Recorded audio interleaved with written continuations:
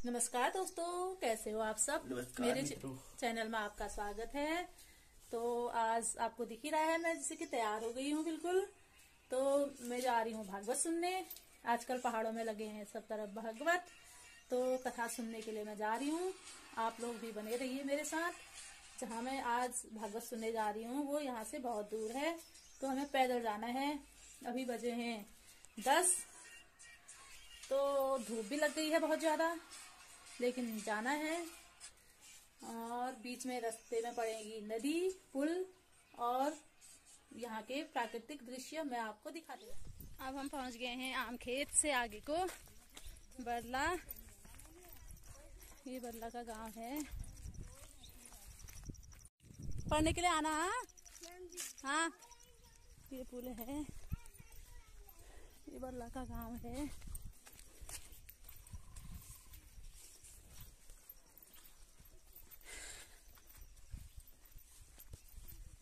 यहाँ एक गाड़ है।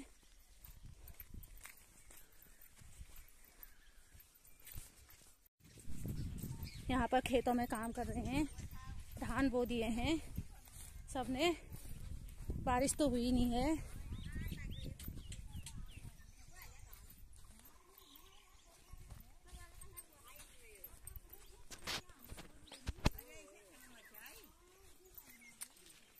बो दिए धान, नहीं बोए। छान रहे हो, खेत छान रहे हो। हमने भी ऐसे ही कर रखा है, हम भी ऐसे ही बना रहे हैं। फिर बोएंगे, बारिश होगी तो। हाँ,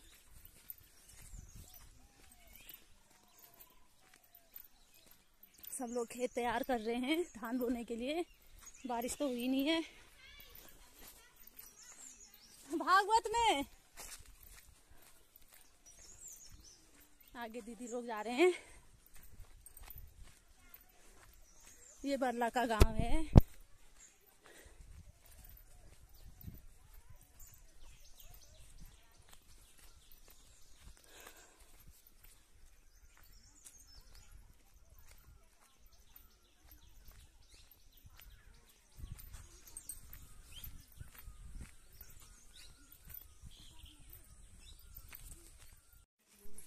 बरला वालों ने मक्के भी बोए हैं।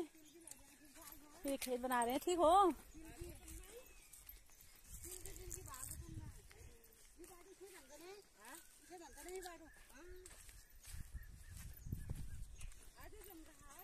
ना ना, दूसरे दिन। आज एक दिन और गए, आज इधर से जा रहे हैं।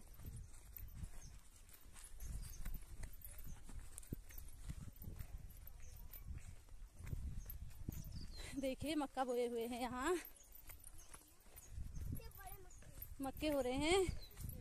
यहाँ बंदर नहीं होते ना, बंदर नहीं आते होंगे ना यहाँ। यहाँ तालाब बना रखा है। ये देखिए, ये पन्नी लगा रखी है। एक बार इसकी वीडियो बनाती हूँ हम। मच्छी तालाब है ये। हाँ, यहाँ भी है ये। ये देखिए, यहाँ रहवासी कहते हैं इसको। तालाब बना रखा है रहवासी। ये यहाँ पर बहुत काम चलता है। टमाटर भी लगा रखे हैं और बैगन के पेड़ भी हो रहे हैं। यह है मच्छी तालाब, इसमें मछलियां पालते हैं।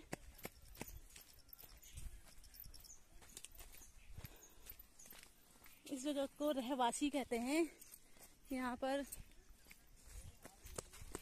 अब यहाँ से हम सीधे जाएंगे नीचे को। हमें जाना है उधर परला से थोड़ा नीचे को आगे हैं। यहाँ नदी है, सामने नदी भी दिख रही है। अब हम रास्ता लगेंगे गुरना की ओर को, तो आप लोग बने रहिए। मैं आपको दिखाऊंगी गुरना का गांव। अब हम लोग पहुंच गए हैं गुरना का गांव है ये। ज्यादा घर तो ऊपर को है, पर रास्ता नीचे नीचे है, तो हम नीचे से ही जा रहे हैं।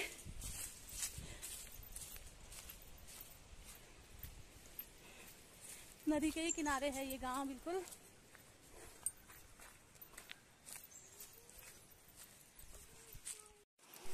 बहुत ज्यादा धूप हो रही है और बहुत गर्मी हो रही है। अभी तो हमें बहुत चलना है। अभी हम ये गुन्ना ही पहुंचे हैं, गुन्ना वालों के खेत है।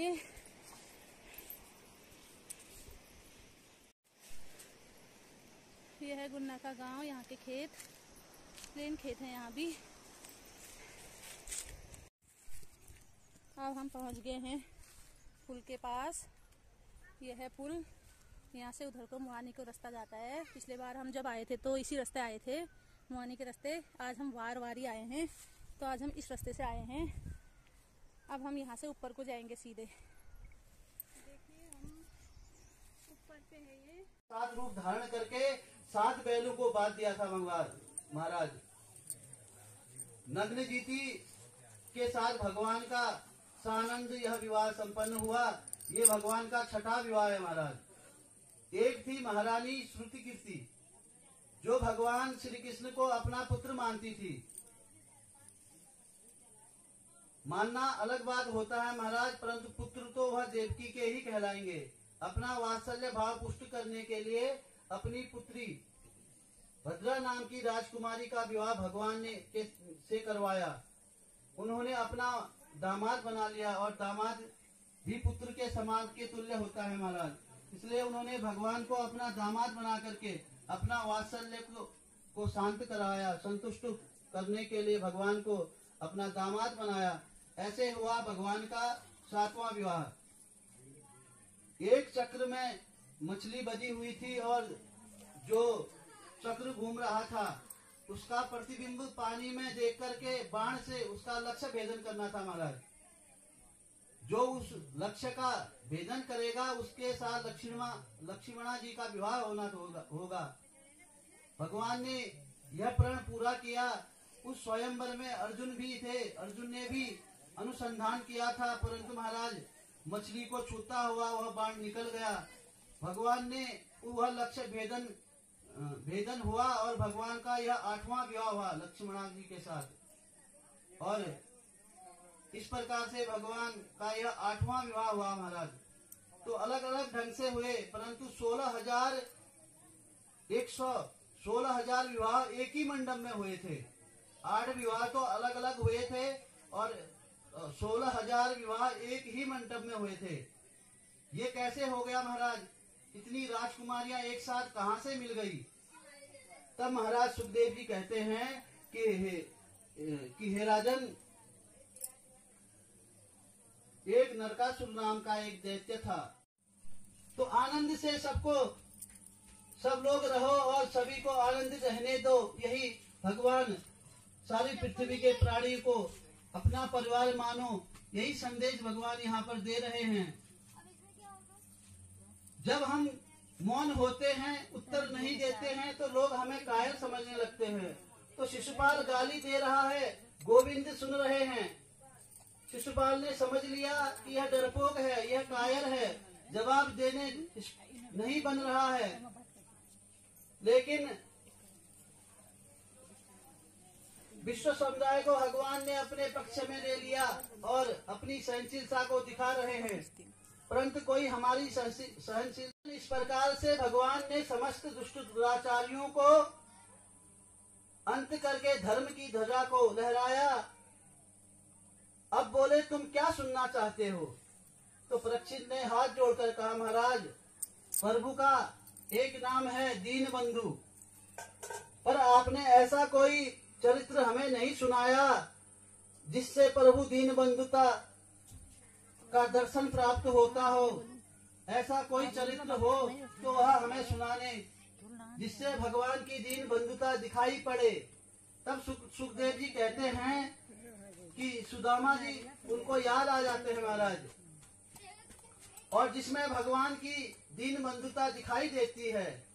कहते हैं, कृष्णा शीत सका कश्चित ब्राह्मणो ब्रह्म वित्तमः विरक्तम इंद्र याथेशो प्रशांता जितेंद्रिय।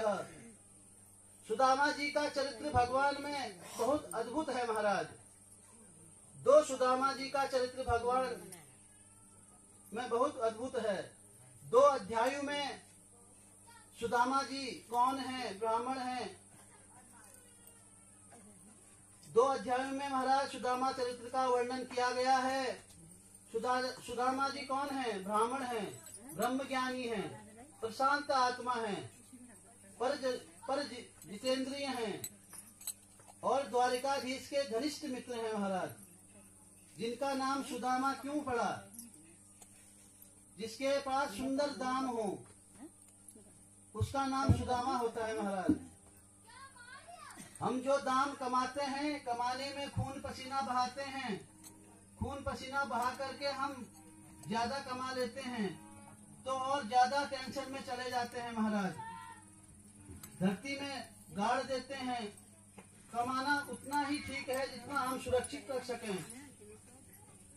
महाकठिन तो खर्च कर डालो, जब ज्यादा हो जाए वहाँ तो खर्च कर डालो, और खर्च करने में और वहाँ कष्ट होता है।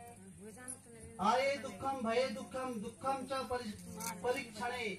कमाने में कष्ट, गवाने में कष्ट, सुरक्षा में महाकष्ट, दिन रात जागना पड़ता है महाराज। जिसके पास माल पानी न हो वह खेत में भी सो सकता है, इसलिए कोई टेंशन नहीं है। माल पानी ज्यादा हो तो घर में भी पहरेदारी लगानी पड़ती है महाराज। इसलिए संत इसको उत्तम धन नहीं मानते। उत्तम धन क्या है? कौन सा है? उत्तम धन वह है जो भक्ति मीरा ने कमाया। जिस संपत्ति को पाकर के मीरा जी मस्ती में गाने लगी थी।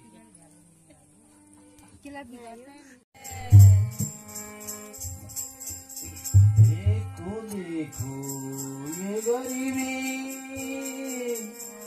ये गरीबी कहाँ। कृष्ण के दर पर विश्वास लेके आया हूँ।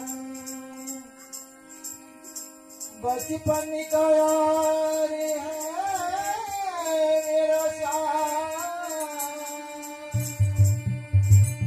ये सोच कर मैं आज लेके आया हूँ। अरे द्वार पालो कन्हैया से कह दो, अरे द्वार पालो कन्हैया से कह दो, घर में सुदामा बड़ी बात है, घर में सुदामा बड़ी बात है। कन्हैया से कह दो, कन्हैया से कह दो, घर में सुदामा बड़ी बात है, घर में सुदामा बड़ी बात है। ओ भटकते भटकते न जाने कहाँ से, भटकते भटकते न जाने कहाँ से, तुम्हारे महल में के करीब आ गया है, तुम्हारे महल में के करीब आ गया है। अंतर पालो कन्हैया से कह दो, अंतर पालो कन्हैया से कह दो, घर पे सुदामा करीब आ गया है, घर पे सुदामा करीब आ गया है।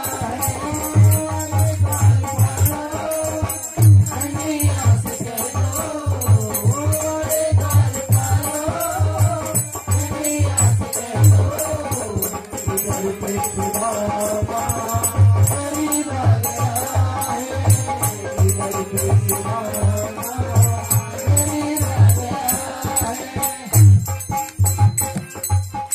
में ज्यादा परीक्षा नहीं ली जाती, क्योंकि